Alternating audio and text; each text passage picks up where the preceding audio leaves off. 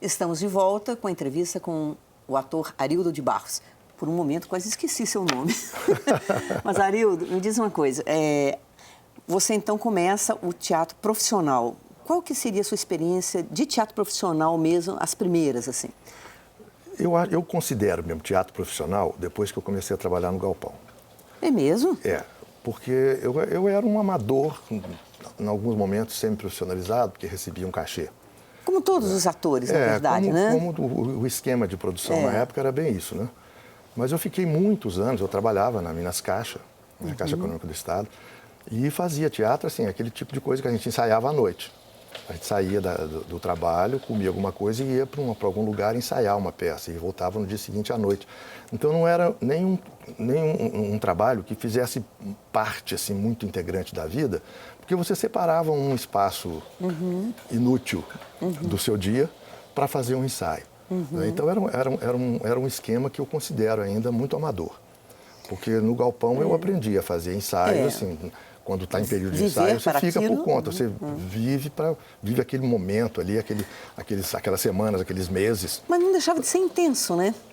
Mesmo nesse esquema, você participou de Numância, por exemplo, não é isso? Sim, participei de Numância. Como que era essa fase do teatro enquanto ritual, enquanto um ato político, praticamente? Logo que eu fiz essa tragédia com o Ítalo, eu fui atraído pelo teatro experimental, que era D'Angelo e Jonas Bloch.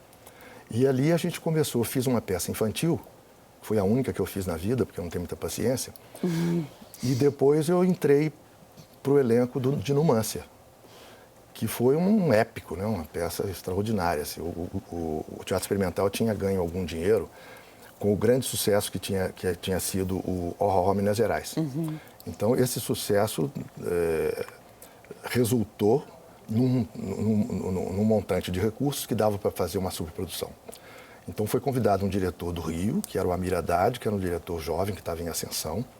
Ele trouxe o cenógrafo e figurinista que trabalhava com ele, que era Joel de Carvalho, que eram nomes assim, nacionais. Né? E a gente fez esse trabalho, essa peça do Cervantes, que é uma obra menos conhecida do Cervantes, porque o Cervantes é... Que é uma história sobre... É a história de um cerco romano sobre uma cidade espanhola. Quer dizer, na verdade, ali havia mensagens cifradas, era né? Era uma mensagem política, né? Porque estávamos na ditadura. Já estávamos na pré-ditadura, digamos assim, porque foi em 68. E a gente fez uma temporada no Teatro Marília, muito bonita, que durou assim de outubro e novembro. E a gente já estava com uns lances para fazer, em janeiro a gente ia fazer em Brasília, depois estávamos articulando para fazer Rio e São Paulo. Só que no dia 13 de dezembro acontece o AI-5, então nada mais foi possível, a peça foi desmontada e não se fala mais nisso. Sobraram algumas fotos. Depois disso, acho que é depois disso que é Frei Caneca. Frei Caneca depois. Que também é uma mensagem política, em plena ditadura. Frei Caneca já foi em 72. Também uma mensagem política vigorosa, no DCE, não me engano? No DCE, ela também é uma montagem bonita, né? Então, nessa época, o teatro era voltado para esse objetivo de resistência. A primeira coisa que se observava quando você vai escolher um texto, montar alguma produção qualquer, era saber qual era o resultado daquilo em termos de opinião política. Né? Nós temos que manifestar, porque o problema maior que a gente tem é a ditadura, que de fato era. Né? Interessante que a minha experiência, naturalmente, era enquanto público. Quer dizer, tinha lá meus 20 e poucos anos, né, 70 e pouco. E eu me recordo que realmente a gente ia, assim, com uma atitude muito... Havia uma comunhão muito forte entre o público entre as pessoas. E os atores nessa época, porque todo mundo já ia lá sabendo o que era aquilo. Estamos indo para um ato de resistência. Era muito bonito isso, foi uma experiência muito... Era muito interessante. Era prazeroso, era vivo, e a gente saía desses espetáculos alimentados, assim, nas convicções de enfrentar uma ditadura. Você saía pronto para tomar o poder. Isso, quase isso. Né? Se a gente pudesse, né, cada um com o seu pedaço, né? Eu me recordo militando na imprensa alternativa, né? Mas é isso, acho que o teatro era um alimento, podia, né? Um alimento espiritual político, não é? Depois você fez também um outro sucesso muito grande, foi o Fala Baixo Não é um Grito. Fala Baixo Não é um Grito. Que eu vi várias vezes, inclusive assisti várias vezes. Ficamos meses lá em cartaz do Teatro Senac.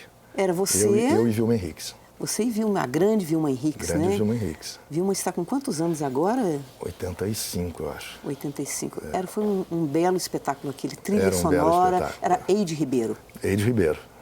Um dos grandes diretores, né? Sim, dos maiores diretores de Minas Gerais, né? O Eide, até, se não me engano, o Bicho de Pé de Moleque, que é uma peça infantil. É o texto dele. É uma coisa mais maravilhosa que eu já vi em termos de teatro, assim, infantil. A direção do espetáculo não era dele. Não era o texto. Não, era o Duca que dirigia, o Duca Rodrigues. Mas estavam lá, Rodolfo, estava todo mundo. Né, Rodolfo, assim, Nabo, Nádia, enfim, aquela turminha da época. E era um espetáculo delicioso, né? Era uma novidade em termos de teatro infantil, né? Porque não tinha príncipe, não tinha princesa, não tinha aquelas tramas normais em teatro, né? De infantil. Tinha que ter um vilão para as crianças ficarem apavoradas é ali que ele está escondido, né? Todo mundo participava. Essa peça não tinha nada disso, era uma peça sobre crianças brincando. Então era muito gostoso fazer isso.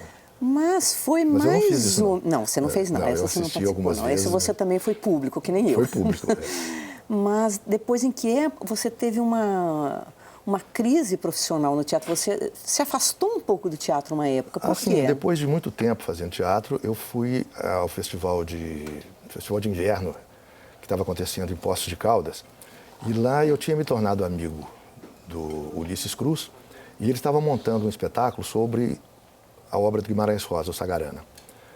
E ele tentou montar todos os textos de Sagarana, mas claro que era uma epopeia impossível de conquistar. Então ele foi fazendo uns textos e outro, e em cada um ele trabalhava formas diferentes. Eram formas muito criativas. E o Ulisses era um diretor extraordinário, né? Hoje não faz mais teatro, ele tá fazendo, de vez em quando até faz, mas ele está voltado mais para a televisão. Mas ele tinha essas coisas magníficas. Ele tinha feito, quando eu o conheci, ele estava fazendo o Velhos Marinheiros, que era um espetáculo grandioso e maravilhoso. E depois, quando ele estava fazendo isso, eu fui assistir um ensaio dele, à tarde, no teatro, lá em Poços de Caldas.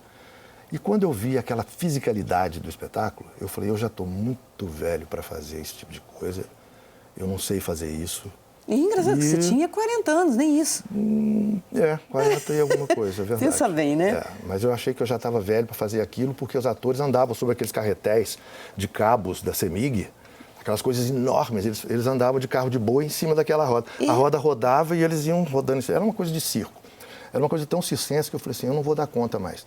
Eu não amadureci tanto como ator para já poder fazer uma coisa solitária. E o teatro de conjunto hoje virou uma coisa assim muito física. Eu não vou dar conta de fazer isso. Isso então, já era mais ou menos na época do Teatro Pobre, do Grotowski? O Teatro Pobre veio antes. O Teatro Pobre eu fiz muito, assim, arrastei muito no chão. E como é que era o Teatro Pobre? Eu não digo assim teoricamente, mas como que era? Futebol Alegria do Povo, não sei se você lembra que a gente fez com o D'Angelo, que era uma peça assim era físico, né? Tudo era aos berros e a gente se machucava muito em cena.